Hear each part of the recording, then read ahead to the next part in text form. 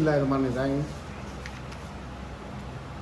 बिस्मिल्लाहिर्रहमानिर्रहीम। नाज़रीन अस्सलाम वालेकुम। आप देख रहे हैं आतिफ आरिफ ऑफिशियल। नाज़रीन आज हम बात करेंगे इमरान खान की बात किसने नहीं मानी और कौन कौन लोग शामिल हैं, ईमान मज़ारी को क्या रिलीफ मिलेगा और इसके अलावा लब्बैक की तरीके लब्बैक की पावरफुल एंट्री और इसके अलावा बैनुल-अक़वामी ख़बरों में ईरान ने संगीन नताइज की धमकी क्यों दी और फैसल वाडा मुस्लिम लीग नून पर क्यों चढ़ दौड़े, इस सब पर बात करेंगे। लेकिन सबसे पहले कि क्या वाकई इमरान खान को नज़रअंदाज किया जा रहा है, आखिर कौन है जो इमरान खान के ख़िलाफ़ साजिशें कर रहा है, तो इस सब पर बात करेंगे। सबसे पहले हम बात ही इमरान खान के वाले से कर लेते हैं कि इमरान खान के वाले से अलीमा खान साहिबा ने आज जो कहा, उन्होंने कहा जुनैद अकबर को इमरान खान ने पैगाम भेजा था कि पब्लिक कमेटी अकाउंट्स कमेटी से बाहर निकलो और तंजीम साजी पर सारा फोकस करो और फिर तहरीक चलाओ। और इसी तरह अब देखें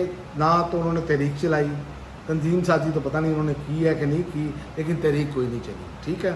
और दूसरा सेहल अफरीदी के बारे में अलीमा खान साहबा ने कहा कि सेहल अफरीदी को आखिरी पैगाम इमरान खान ने भेजा था कि वो स्ट्रीट मूवमेंट शुरू करे और फिर सड़कों पर आए।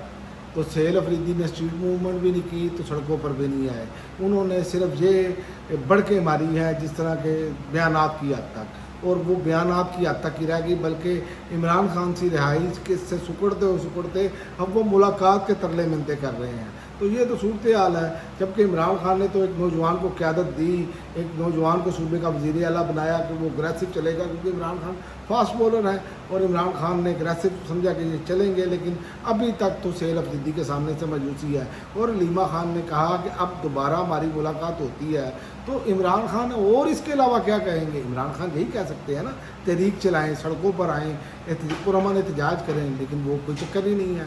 और इसी तरह ही अपना जो है साफ़ी सैयद ज़ीशान अज़ीज़, उन्होंने रज़ा डार केस के वाले से कहा है कि लड़कियों ने जो अदालत में बयानात दिए हैं उनकी वीडियो बयान जो है 1 घंटा 6 मिनट एक का, जबकि दूसरी लड़की का बयान 1 घंटा 7 मिनट का हुआ है। और लड़की मुसलसल रो कर अपने साथ होने वाले जुल्म का बताती रही। लड़कियों को सिंगापुर में इंस्टाग्राम अकाउंट दिखाया गया जहां से बड़े बड़े सियासतदानों की तस्वीर थी और एलोन मस्क की कंपनी में इन्वेस्टमेंट की कहानी डालकर बुलाया गया। तो ये एक बड़ा ही खौफनाक है। और इस पर फैसल वाडा साहब ने कहा है कि ये जो है अपना साग डार जो है वो इस्तीफ़ा दें। उन्होंने कहा इन इल्ज़ामात के बाद साग डार के साथ कौन पाकिस्तान के झंडे के तले खड़ा हो सकता है।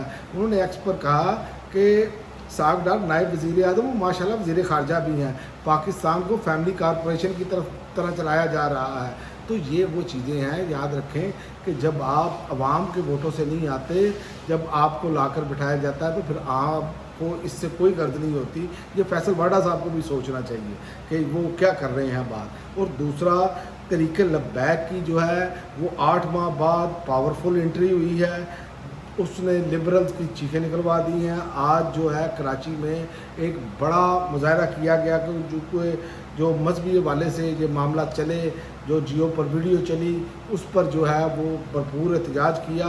तो ये भी एहतजाज जो है ये इसकी कड़ी है कि मुस्लिम लीग नून जो है वो ख़तरे में, आप समझें कि उनकी हुकूमत को अब मज़ीद चैलेंजेस नज़र आते हुए आपको नज़र आएंगे, क्योंकि अब ऐसे लग रहा है जैसे मामला तब बदलने जा रहे हैं। ये बदलने हैं, ये निज़ाम चल नहीं सकता ज़्यादा देर तक। तो अब आ जाते हैं इंटरनेशनल ख़बरों की जानिब कि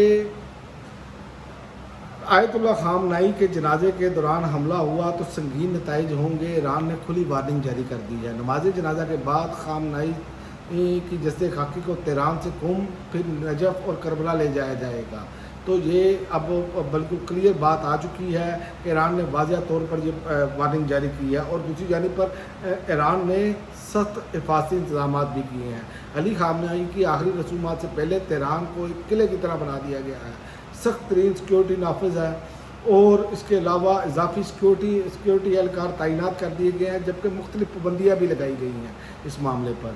तो ये मामला उन्होंने क्यों किया है, ये सबसे बड़ी वजह ये है कि किसी टाइम भी, क्योंकि अमरीकी अखबार ने भी ये दावा किया है कि इसराइल का जो मंसूबे हैं वो कोई ऐसे अच्छे नज़र नहीं आ रहे।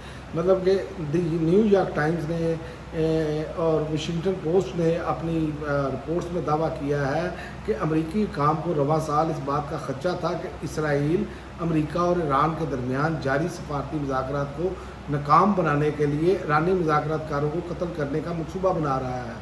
رپورٹس کے مطابق امریکی حکام نے بتایا کہ اسرائیل نے ایران کے وزیر خارجہ عباس اراغچی اور ایرانی پارلیمنٹ کے اسپیکر اور چیف مذاکرات کار محمد کالیباف کو ممکنہ طور پر نشانہ بنانے کا منصوبہ بنایا تھا۔ تو یہ وہ صورتحال ہے جس نے ابھی تک یہ ساری چیزوں کو جو ہے وہ ایسے بنا کر رکھا ہوا ہے کہ یہ معاہدہ کسی ٹائم بھی ٹوٹ سکتا ہے۔ اسی لیے اسرائیل کو اس سے باز رہنا ہوگا، ورنہ میں پچھلی ویڈیو میں بتا چکا ہوں کہ انہوں نے جو انتظامات اس مرتبہ کیے ہیں، اس مرتبہ ایران جو ہے وہ ایسا سرپرائز دے گا کہ جو ان کو اندازہ بھی نہیں ہے۔ اب تک کے لیے ناظرین اتنا ہی، اگلی ویڈیو تک اجازت دیں، اللہ حافظ۔